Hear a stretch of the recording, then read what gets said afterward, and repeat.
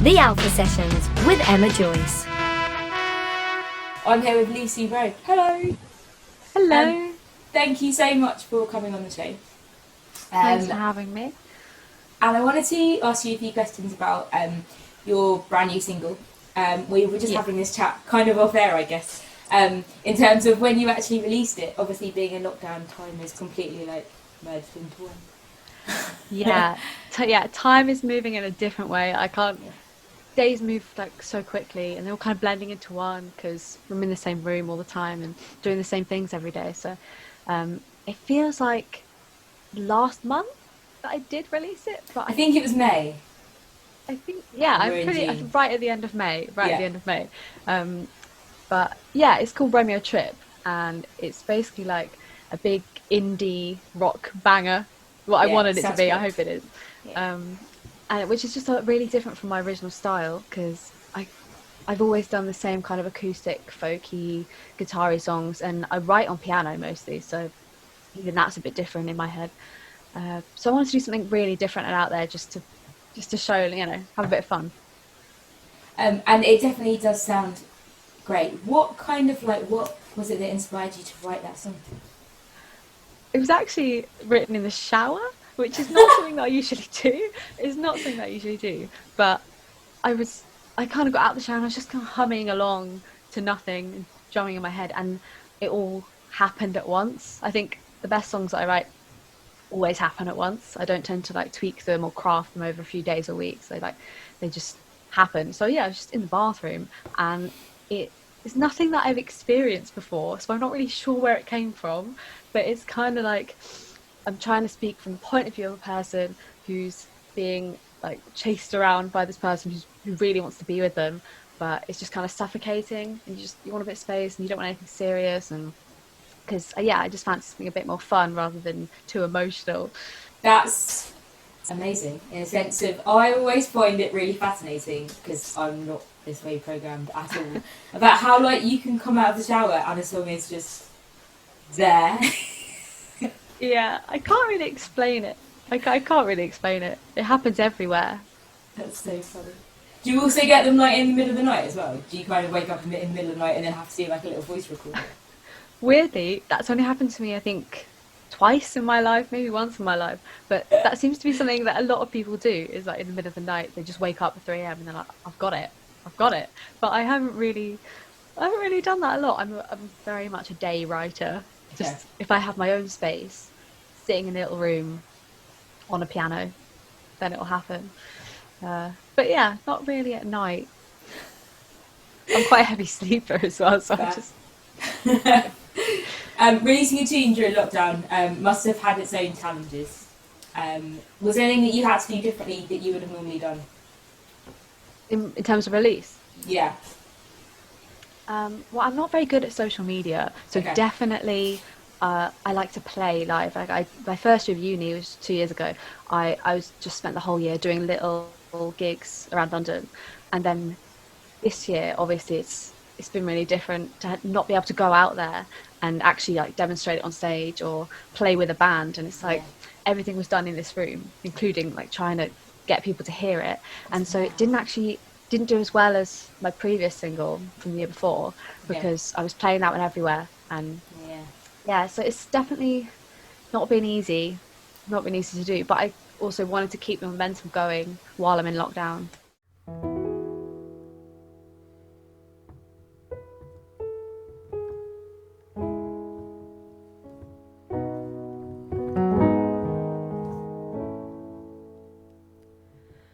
Ready to know what happiness is like for lovers. Moments ago, it was described by all as some cloud of dreams. On a rowboat in the darkness with sweet smoke in your eyes, like a free fall with no harness, falling on into the night for all of time. She hides my sorrows in her perfume, in her fortune. that she made by selling her soul for you. But I don't assume that her love is all for me. But we are one in my eyes, though she is far away. I beg her to stay, a beauty untold and a mystery for all who try to know. She's unarming and a powerful beam of light. On the surface, just another girl, a fight or flight, and on she will go. She hides my sorrows in her perfume, in her fortune that she made by selling her soul for you. But I don't assume that her love is all for me.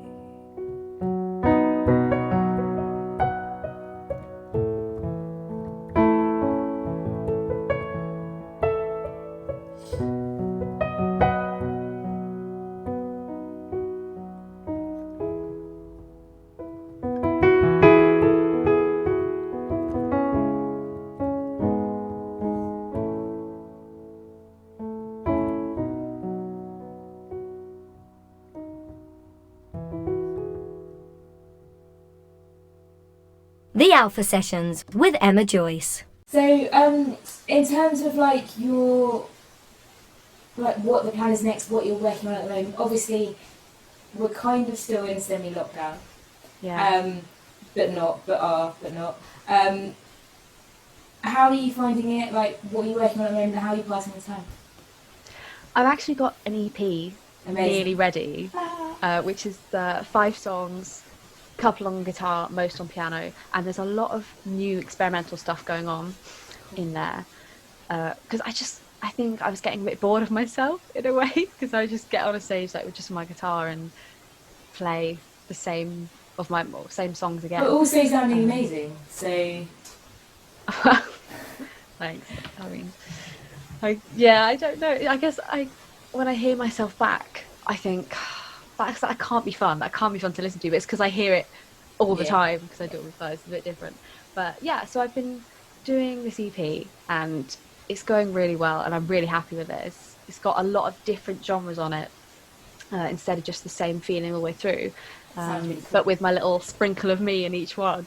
So I'm really excited for that, and I think I'm going to have it out by the first week of July, if I can really push the last bit through.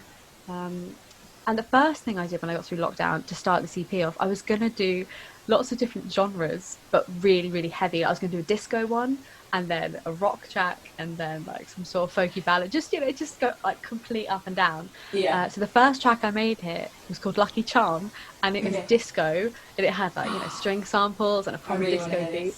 I mean, it might come out one day. It might turn. It definitely should come out one day. Have you done this whole thing whilst being in a room? Yeah. Well, luckily I've had my boyfriend Tom with me, who's in production and mixing, and he's been really good with helping me out with all the production side. So yeah, it's all happened in this room, and I couldn't tell whether I thought it was great or too much of a joke, so I've kept it back. I'm so intrigued. I think you should definitely release it on that basis. I think I will. So do you think lockdown's been quite good for like the creative pieces? Definitely. Well, I came back from London to Winchester, where my mum lives, so I've been stuck in the country, and it's been like a creative country retreat in a way. I look out the window and it's just trees and a field, and I'm like, I'm going to write something today. So yeah, it's been really good, especially because in London there's always stuff going on, and sometimes you have time to sit and really just get stuff out there. Headspace. So what's your lockdown setup? Did you say you're with your mum? No, it's a lot. It's my brother and my boyfriend, my mum, and my mum recently got married, and I've got a dog. It's crowded. Oh wow! Okay. Yeah. Busy house. But we're getting on okay. Yeah. And it's nice and quiet for the interviews, so happy days. Everyone's out. Well, not everyone. My mum had to go back to work, so It's a bit quieter. Oh. So, in terms of you releasing the single and sort of getting that sound, like obviously there's so much musical stuff that happens behind the scenes that us as listeners don't get to know about. Like how do you find that sound, and when you're writing your EP, as you were just explaining, like what is it that makes you want to make that sound change? That's another one of those shower answers in a way. Oh, really? It's one of those things where I kind of like, I'm sitting, I hear it in my head, and sometimes I can hear certain instruments going on that I know need to be in there, but I don't know how to put them in there. So it takes like the sitting down at the instrument and like getting it going, using Logic and trying to get samples in there and see how they work. But yeah, it's usually just, it's all in my head. It's all a bit of a scrambled mess, and it starts to fall into place as I sit and filter through it. And then what, you try and emulate the sound that's in your head in real life? Yeah. I think it must be a challenge in itself. Yeah, so it depends what it is, because there's one track on this EP, the last one, which is not just an instrument and vocals and then a few little details. It's got a lot going on in terms of synths and the drum. Well, it's not really a drum beat. It's like there's just a lot of stuff going on that's I didn't intend in the beginning, but we sort of built on top. And now by the end of it, I was like, oh, I'm not sure about that anymore. So we're going backwards and forwards and tweaking it. So yeah, there's been a lot of having to try things out and then think, no, actually, get that back out. So in terms of like the thing that you have to do that inspires you to make that a thing, like what are your inspirations? Usually my family. I write a lot about family. And just relationships in general is a classic topic, I think. But yeah, I think recently this EP is a lot about dreams. And I don't just not actual dreams that I've had, but potential dreams. Or I'm really I just really love the concept of dreaming. I don't know. I think it's great. And I have some wacky dreams sometimes. I can't explain them, but I won't go into that. I think people's dreams have been like more wacky during lockdown. For sure. Yeah, they must have been. So yeah, a lot of the time it's me writing about just how I like dreams. But the other half of me is always family. I think always in my past as well, because I've got a lot of good memories from my childhood, luckily. So mostly family. We touched on this briefly earlier, but you do most of your writing on piano, and you also play guitar. Yeah. What came first? Singing and songwriting always first, and then guitar, because my granddad plays guitar, and then piano. Piano only actually when I was about 15 or 16. Wow, that's an interesting way around. But yeah, I don't really know why I picked up piano so late, but it definitely opened songwriting to me, because I always did songwriting when I was younger, but not well, not well at all. And then when I picked up the piano, it just kind of happened naturally, and then songwriting really started to snowball, really started to grow. Wow. But my first instrument was actually cello. Really? And that I bought one because I thought lockdown has got to be time to pick it back up again. I played cello when I was about 9, and then dropped it again when I was 11. So I thought I'll get that back, and I've actually incorporated it into my EP. So I'm really proud of that. That's amazing. Yeah. My next question was going to be, how's that going? But you've just answered it. So. No, well, I would say it's going well, but then I would ask someone in the house who's been listening to me practice. Maybe not so well. Maybe ask your neighbours. Yeah. Don't know what they would say about it.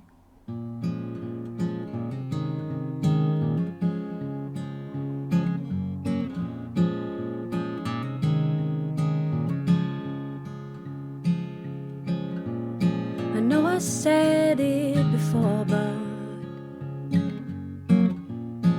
now I'm under the lights with you. Now it means so much more than I'd like to spend every hour with you. Try to hide words under the pillow, but you got to them before I knew. Maybe it's the way you never stumble. Maybe it's just something you do. So if you need more time to find your way through, I'll wait beside the line for you. And when life brings you back to me, maybe your heart will see.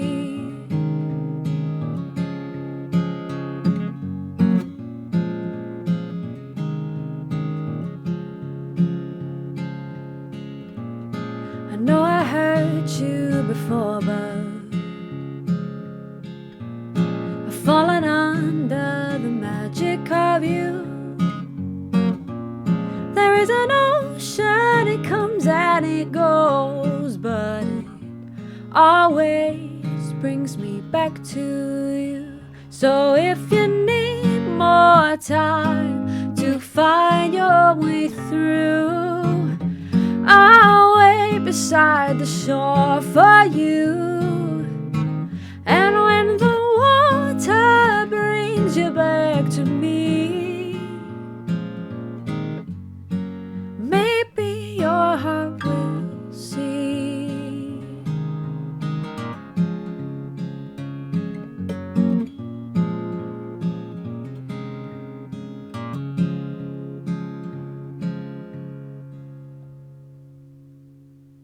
The Alpha Sessions with Emma Joyce.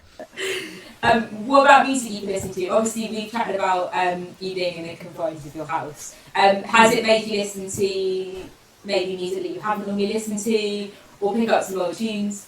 Yeah, definitely a lot more music, especially with people around me all the time. We talk and we hang out, and I sometimes say to my brother, like, what you've been doing? And he said, I've been listening to this new Captain Beefheart album, because he's into all like Frank Zappa, like old proper experimental stuff. Yeah, I definitely listened to a lot more. I actually watched the video with Blarned that you did.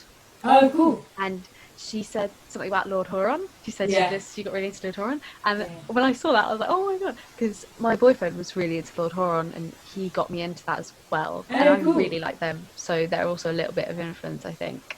A lot of Joni Mitchell. I think Joni Mitchell is my biggest influence. I've listened to a lot of her through lockdown. I'm trying to go through her albums in chronological order to really understand the whole pathway.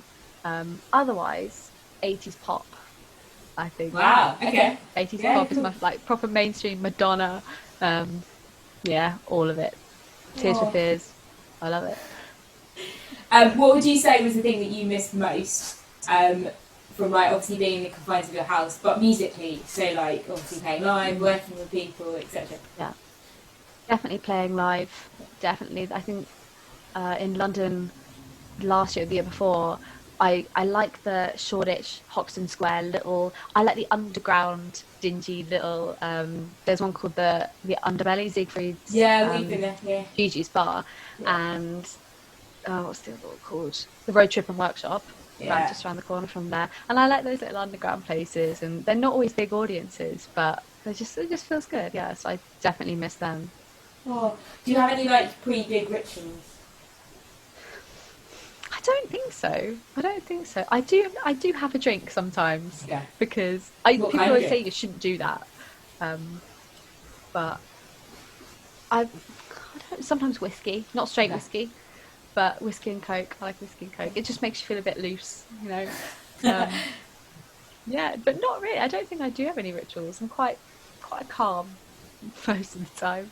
Okay, and if you were going to do this live gig tomorrow, because there's no such thing as COVID-19 and we can all fly out of our houses, where would you do this gig and who would you collaborate with? They could be dead or alive. Oh. Well, I've always meant to play in the Spice of Life. Oh, cool. Soho. There's a little venue. I'm starting small, but it's just I like the shape. I went there just before lockdown and saw this cosmic funk band called Mutnik, who cool. I met last year. They're really cool, and now I go around and see them every now and again. Who would I collaborate with? As in anyone in the world? Anyone in the world. Anyone in the world? Yes, pretty big question. Oh God, that is hard. Maybe, do you know Gregory Porter? Yes. Like a jazz singer. I just Amazing. love him. He's cool. I love it. I was supposed to see him in the Royal Albert Hall in May, but obviously Okay. that hasn't happened. Yeah. But yeah, I love him. I'd love to sing with him. So Gregory Porter at the Spice of Life. Yeah. Yeah. And if you could have any rider you wanted at this gig, what would it be? Oh, well, that's hard. I don't know. Could be anything. Could be anything. Anything. Bread. Okay. Fresh bread. Fresh bread is one of my favourite things in this world. Really? That's an interesting one. Yeah, Have you been making lots of sourdough along with the rest of the country? No, I don't think I've made one sourdough. I've I made haven't either. a lot of these flatbreads that Okay. they're really good. They're really light and they're just tasty. A lot of flatbreads and a couple of white loaves, but they're a bit dense. So. Yeah. I always find that the bread looks a bit weird on the outside and then on the inside it actually tastes quite nice. Yeah, it's got weird little bumps all over it. Yeah. So, if you were going to release this EP, which I think you should, like, is there a timeline? Is it kind of like as and when it's going to be ready? Nearly ready in terms of the mixing. Mixing is pretty close to the end. Nice. I've just got to get it mastered. I've also just got to think about the whole branding thing. I don't know what to call it. Things are going through my head. Like a lot of people are doing lockdown EP files, lockdown stuff, and I don't know whether that's too overdone now. If I call it since doing lockdown, so I'd say within the next 3 weeks. Okay, wow. Yeah. Again, like highlighting how much work there is that us as the listener just don't even know about because we're just ready and waiting to see the finished product, and we're completely oblivious to the fact that musicians are like beavering away in the background trying to make everything work. I just find it really fascinating. Yeah, there's a constant like feeling you have to perfect everything. So you'll listen to everything, think, brilliant, it's done, and then the next day you listen to it again, and you're like, what was I thinking? At what point do you kind of stop? I find it really interesting. As in, at what point do you think if I keep tinkering, things are going to go a bit weird here? That's where I'm getting to now, actually, because I must have been since like a week since we completely finished all of the actual making of it, and it's just been listening on and off. And every now and again, I think I'm over perfecting. I think I just need to send it out as it is, be confident in it, and I'm quite a quick turnaround. Usually, like after a week's worth of listening to it, I think I need to stop. When you write and record stuff, do you have like one person that you have to pay it to get their feedback? I don't know, actually. I'm quite a secretive songwriter. I like to show people things, but I'm more of a play it back to myself and think, I like to share it around a lot. There's a lot of family members I share with, and there's a few people I met at uni who I really value their opinion, who I do production with and writing with and stuff. But never one person. I think I prefer a wider audience of listeners. Cool. So, in terms of finding out more about you and people looking you up online and stuff, where can they go? What can they do? Instagram is probably where I'm most active, and it's just Lucy Wroe Music, and everything is under Lucy Wroe Music. My Facebook is also kind of linked with that, so I keep everything up to date on my Instagram page, and obviously I'm on Spotify, I'm on all the streaming services and everything. How are you finding social media in lockdown?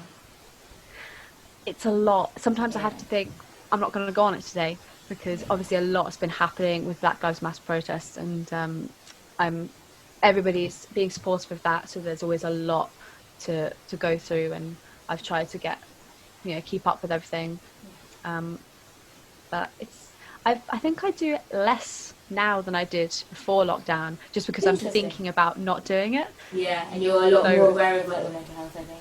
Yeah, I'm trying to occupy myself with other things. So definitely not so much in my life anymore, even though it probably should be.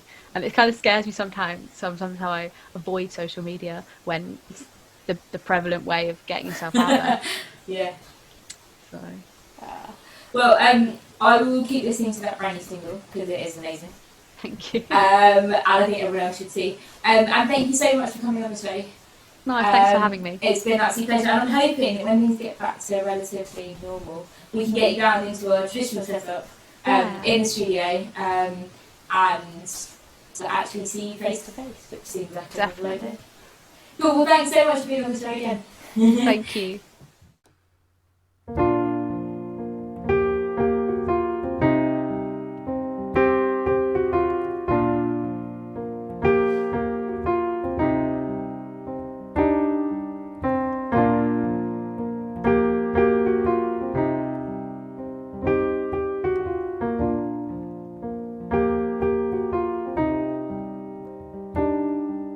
You tell yourself to implement some order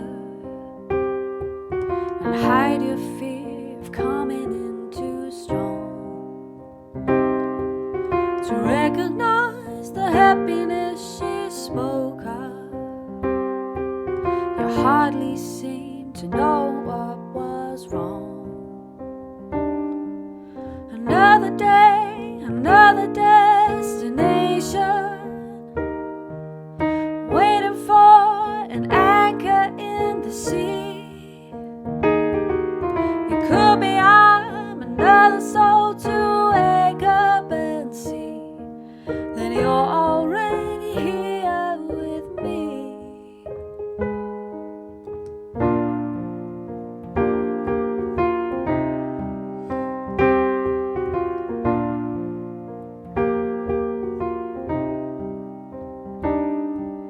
Your open eyes remind me of the forest, whose wind could always knock me down with ease.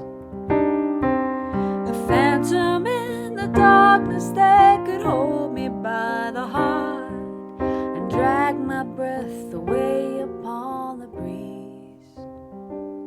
There's not a star